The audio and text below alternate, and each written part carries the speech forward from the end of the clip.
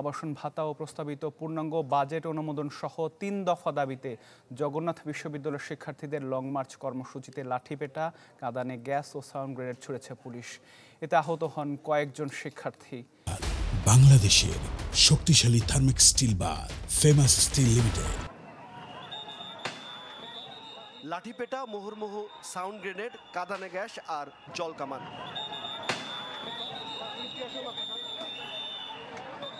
৩ দফা দাবিতে প্রধান উপদেষ্টার বাসভবন যমুনা অভিমুখে জগন্নাথ বিশ্ববিদ্যালয়ের শিক্ষার্থী শিক্ষকদের লং মার্চে এভাবেই বাধা দেয় পুলিশ। বিশ্ববিদ্যালয় থেকে শুরু হওয়া লং মার্চ কাকরাইল মসজিদের সামনে পৌঁছালে বাধা দেয় পুলিশ। এক পর্যায়ে পুলিশের সঙ্গে লং মার্চে অংশগ্রহণকারীদের শুরু হয় ধাক্কাধাক্কি। ব্যারিকেড ভেঙে যমুনার দিকে যাওয়ার চেষ্টা করলে পুলিশ শুরু করে লাঠিপেটা।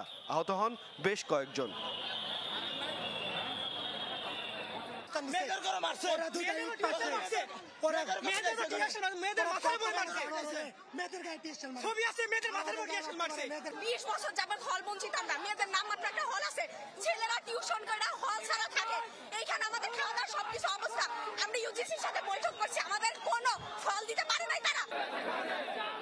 আবাসন ভাতা, প্রস্তাবিত পূর্ণাঙ্গ বাজেট অনুমোদন সহ ৩ দফা দাবিতে জগন্নাথ বিশ্ববিদ্যালয়ের শিক্ষার্থীরা লং মার্চের ডাক দেন।